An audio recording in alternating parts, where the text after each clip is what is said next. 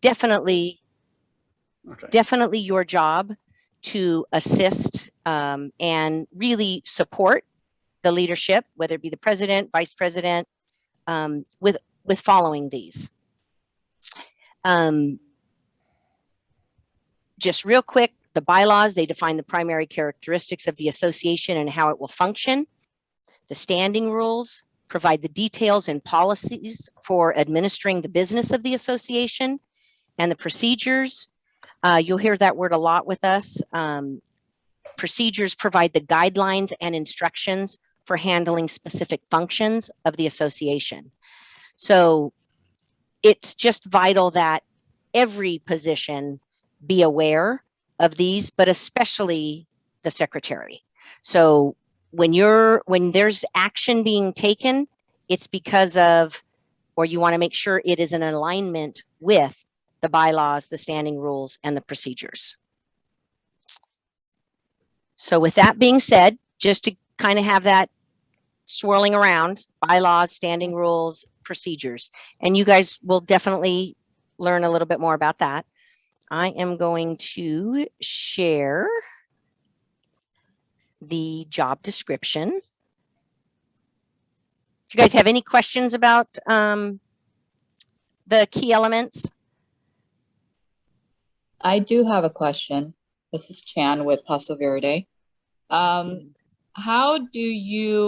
Where does the standing rules and the procedures come from? Within the organization themselves, and they draw those up?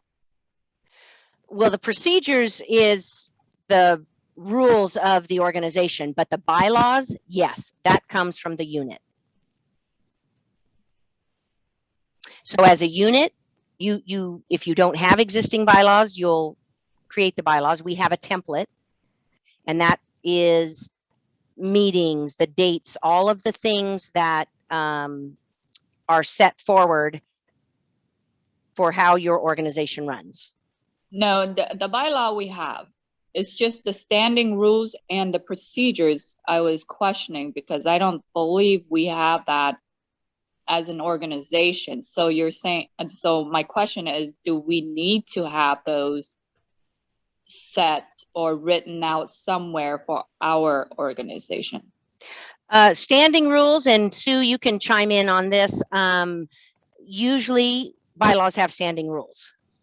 Yeah, Chan, the standing rules are at the end of the bylaws. You will see a number of standing rules that the state PTA has set up, and then your PTA may have added additional ones in the past too. But those are always part of your bylaws. Okay, got it. I think I need to read my bylaws again then. And do not hesitate to reach out. Certainly Cheryl, Peggy, any of us are more than happy to help clarify that for you. But if it's okay, I'm going to move on with the job description for the secretary. Yes, go ahead. Thank you. Thank you for the question. Let's do this.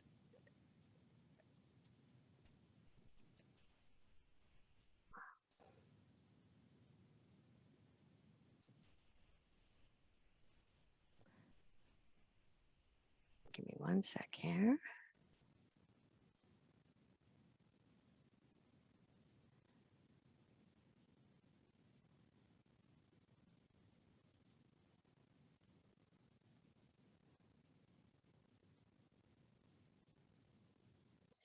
All right. And again, this was off of the CAPTA website. I just kind of formatted it a little bit better, easier to read.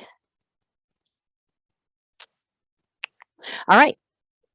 So the role of the secretary, the job description is, the key role is to take minutes at the board association meetings, executive and association, or board is executive. You can and sometimes do co-sign formal papers with the president, authorizations for payment, resolutions, formal letters. Sometimes you'll handle the PTA correspondence. You definitely work very closely with the president. Most important, maintain and preserve the PTA records and the documents, important documents, to pass on at the end of the term. So you definitely should be having your minutes, once they're approved, in a bound,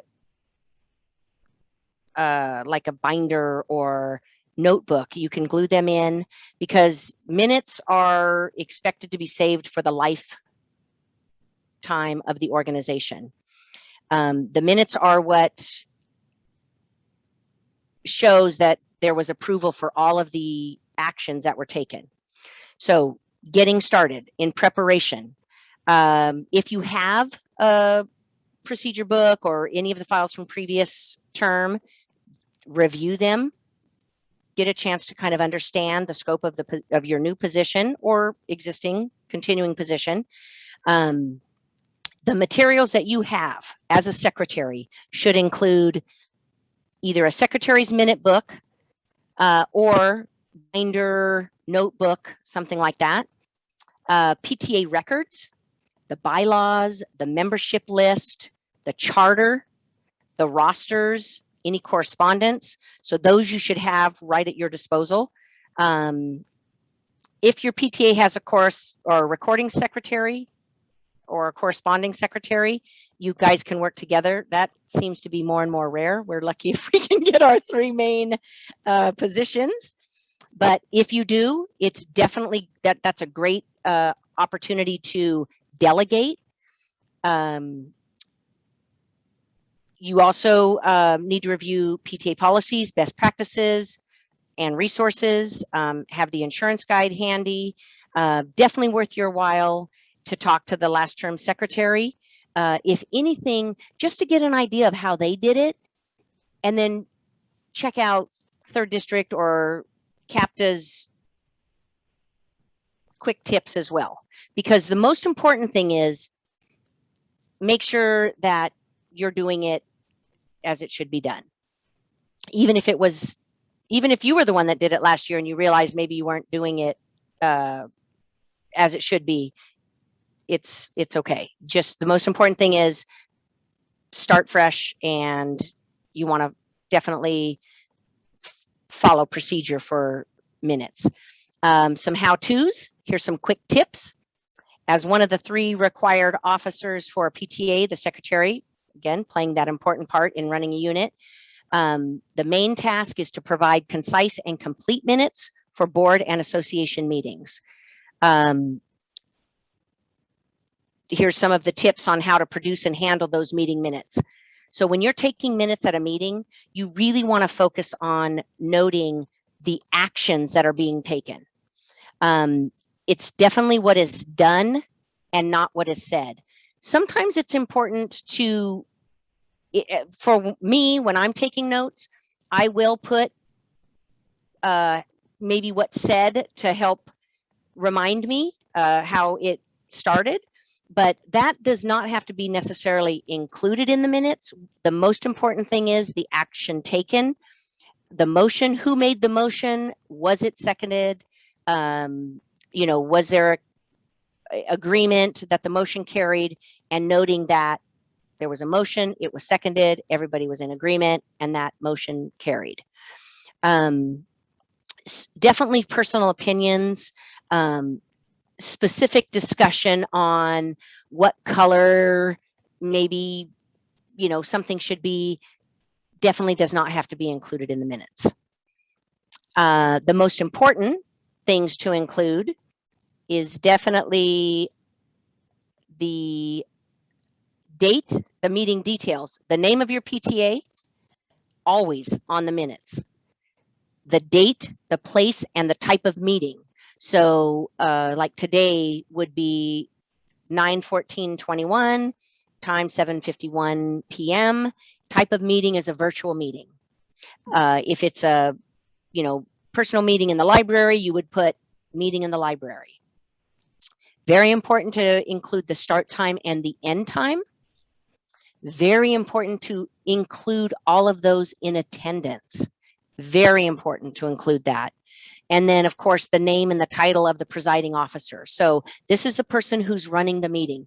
Usually it's the president, but if the president maybe wasn't able to attend and maybe one of the vice presidents had to cover, you'll definitely want to include that name and the title.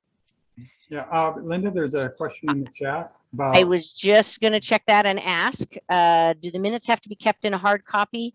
Hard copy, what do you mean? Like so I glue mine in a, like a cardboard spiral bound notebook. Is that what you mean? Hard copy or soft copy, or do you mean electronically? Soft copy for me is like electronically. So if the secretary takes down the notes, can we email them out, or does it, and you know, or does it have to be that she or he keeps a hard copy binder of everything? So this is the deal with electronic notes, and I'm sure that we're going to start seeing some changes. And Sue, again, you can correct me, but as far as I know, electronic is an option, but you still should print the minutes that are approved, because you still have to notate, you have to sign that those minutes were approved and mark approved on them. And you should print that and then put it in a book for a couple reasons. If for any reason, electronically there was some issue, you have a hard copy, right? You have something that you can go through. If you're, because as the secretary, it's your responsibility to manage those minutes for your term. So if something happened to your hard drive and you lost it, sometimes that's a big ask to say, hey, can everybody send me the minutes I emailed out? And even if you did do that, it wouldn't show that when and how they were approved.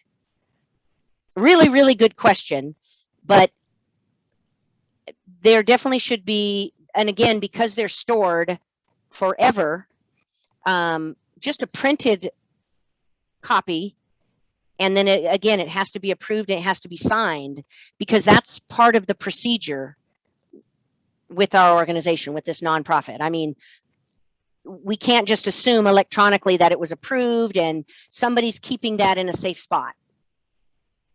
Does that make sense? Yes, thank you. Okay, so electronic is fine for your own personal, but definitely you want to print a copy. Once it's there approved, you definitely want to notate on those, they were approved. And of course, it'll be recorded in the following minutes, but on those previous months or meetings minutes, you'll notate date and when they were approved. And that's going to cover you if there's ever a question about actions that you, or anything that you took action on. So part of the business items that should be included. Oh my gosh. Excuse me, Linda. Yeah. Hey, I logged on a little bit late, so forgive me if you already answered this. Will you be sending us your presentation so that we can have a copy of it? Actually, I believe it'll be available on the website. Tom, is Okay. that correct? And you can download these. Yes, yeah. So yeah, we've got, we do have recorded videos on the website, and as we record the new ones, then I update it, so you can probably find, so Linda, I guess you'll send me your most current slides, and then I'll put those up and replace whatever previous slide deck we may have had there from last year. Yes, and the handout. So yes, you guys will, this will definitely be available. Thank you to Tom. Thank you. Sure. So one, most important thing with your minutes, meeting details. Second thing, criteria, business items. You'll want to include approval of the previous meeting's minutes as written or as corrected with a list of corrections. So if you took the minutes and everything was spelled correct and everything was perfect, as a board, if there were no dissents or discussion, or anybody, if it was fine with how it was typed up, then you would approve those minutes as written. If there were misspelled names, if maybe there was a date that was a typo, you would approve those minutes with the indication minutes approved as corrected with the new date, the new spelling of the name. So it's okay to make the corrections, but it's really important that you note those and then note the corrections and then approve them. You'll always want to do a summary of the treasurer's report, listing the date and balance on hand in the last report. You want to note in the minutes the income, the expenses, and date and balance on hand in the current report. You can include treasurer's report included, but it's very important every meeting, every month for the executive board, that treasurer's report is balance is listed. Balance on hand, income, expenses, and balance on hand in the current report. That is also part of the checks and balances. Right at the tail end of Cheryl's presentation where she was talking about a red flag, if there are meeting minutes and there are no financial numbers, you'll want to not approve them without the correction. You'll approve with the correction. So you want to make sure that you have those numbers. You're going to include any motions to adopt a budget, financial reports, audit reports, and resolutions. You'll want to list payments that were authorized or expenditures ratified to pay bills. So if the previous month you approved to pay for certain things, that following month when you show that they were paid, you'll ratify that, yes, those were approved and those bills are ratified, okayed. You'll want to note any motions to approve projects, fundraisers, contracts, any bylaws change. Always noting the person's name, making the motion, and the votes result if adopted or defeated. So you always include the person making the motion first and last name, and then it either passed or it didn't. And you can put unanimous or whatever, but you always want to notate that. For motions with a counted vote, you'll want to record it if a quorum or majority was needed and the number for and against the motion. So if there was a quorum needed for a particular vote and you had the quorum, you may put 20 votes for and 18 votes against the motion, or, well, that actually has to do with numbers. So as long as it's the majority, that motion is going to carry. But it's important that you have a quorum for voting, which you'll learn more about that if you haven't already learned it.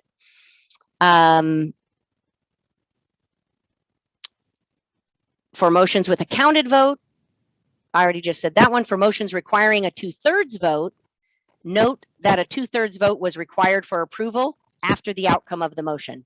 So again, because these are legal minutes, these are actions that are being taken to support what is being done.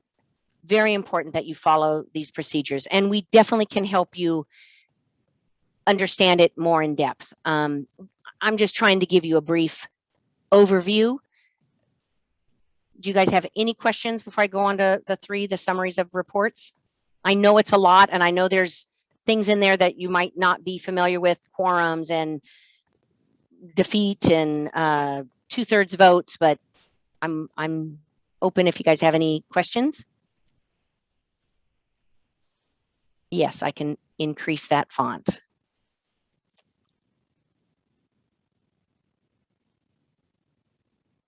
Is that better?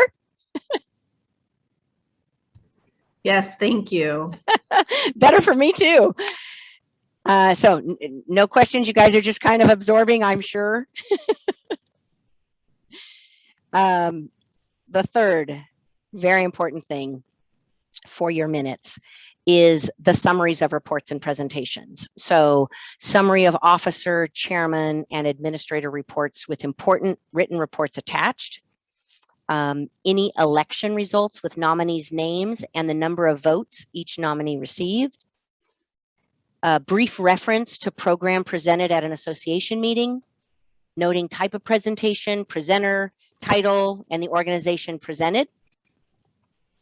And then in addition, at the end of the minutes, you always want to add your signature and title. So it'll be your name, such as Maria Perez, secretary. And then when and how can minutes be approved? So this goes in with distributing.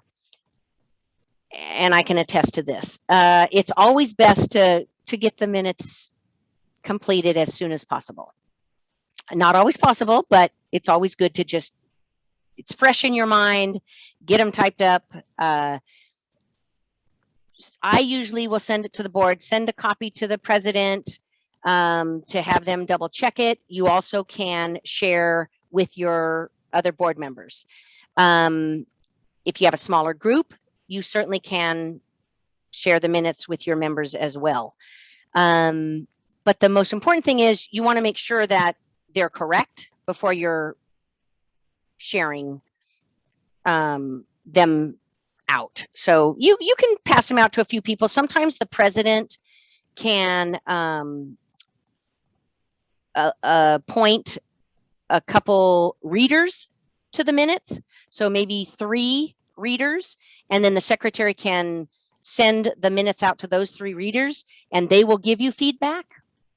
And then that way it saves a lot of time. If there's any corrections, you'll make that note and then you'll present them at the meeting, at the next meeting. Everybody's aware. They'll either be approved as is or they'll be approved with corrections.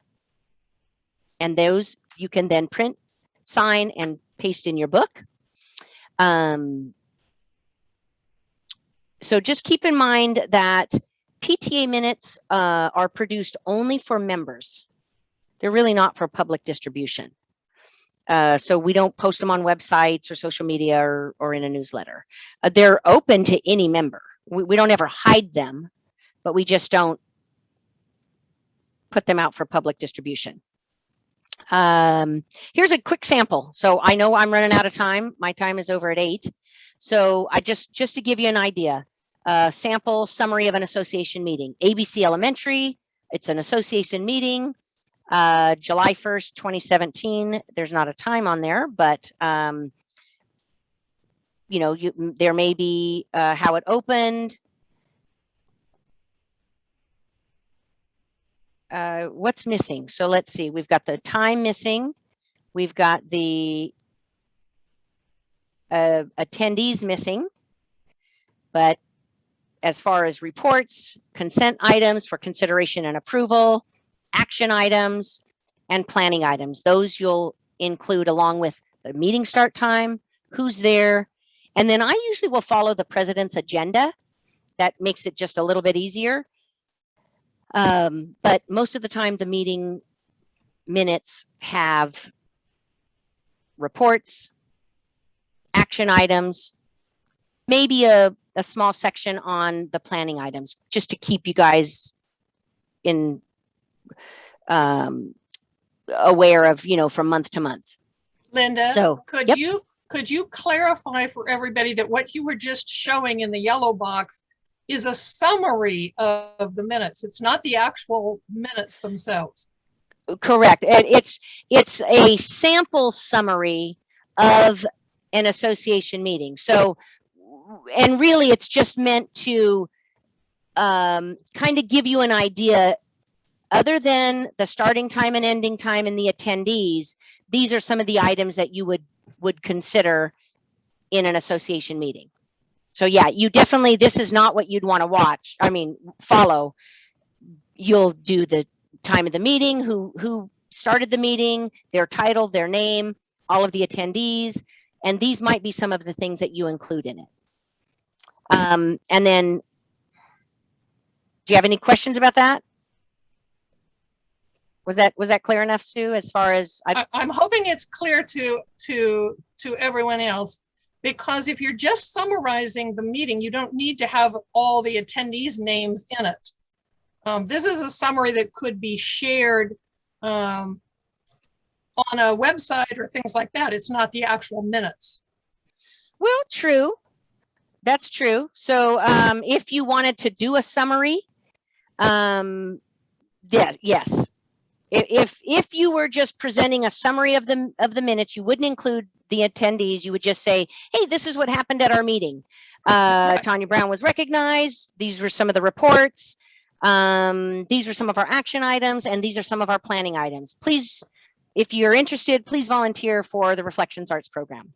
So yes, to clarify, just a quick summary if you were providing it in your newsletter or something. Right. Thank you, Sue. Real quick for the minutes, approving the minutes. They're presented for approval at the next meeting. We went over that. Remember that action is recorded in 2 different places. So the current meeting and the previous meeting.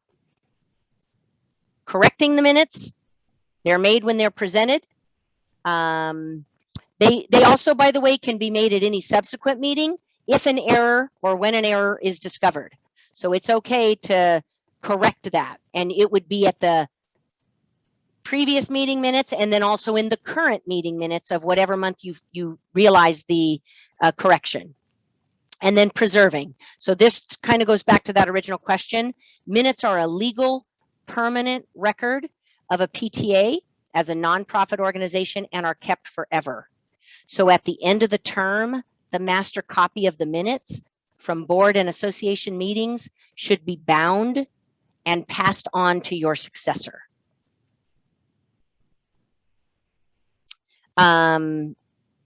So here it just talks about a little bit, maybe you might be assigned a few other tasks, sending notices. Did you know that PTA board members adhere to PTA financial procedures as outlined in bylaws? And that's our bylaws, state, national, district bylaws, and then also your own. PTA board members, I mean, certainly you're here right now attending a PTA sponsored workshop and training. Thank you again for that. And then our main purpose, we work together as a team to improve the lives of all children and their families. And we have got such great programs to really promote family engagement. So, and connectivity with our families. Really, that's about it. I know I've already run over. I want to be so respectful of your time. Do you guys have any questions? Any burning questions?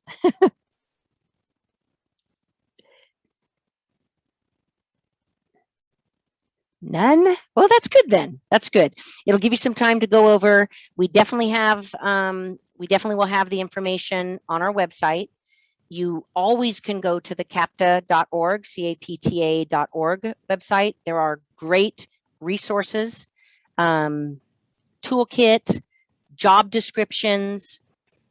You can certainly call any of us at 3rd District. We are more than happy to assist you in any way. Super excited you guys are here. Anything else? I know it's past 8 and I know it's late. It's Tuesday, so I'm done. So if you guys don't have any questions, I mean, I'm happy to watch to see if you have any questions. No questions, but thank you for your time. Sure, my pleasure. Cheryl, did you have anything to wrap it up? Oh, I don't even think. Oh, Cheryl has left the building. Sue? Our fine parliamentarian? No, I think you've covered it. And if you put these handouts on the website, if Tom gets them on the website, that will be very helpful to people. Okay. So we so appreciate you guys taking the time, learning. You know, PTA, it's the oldest advocacy for all children, and it's an amazing organization to be a part of. So we thank you. We appreciate you. There's a reflections program that we're a part of. If you guys aren't familiar with that, definitely check out Third District website. Trinette Rollins is our reflections chair, and it's a great arts program to be a part of. And that's it. So thank you guys. Again, we so appreciate you taking the time and learning with us. Thank you.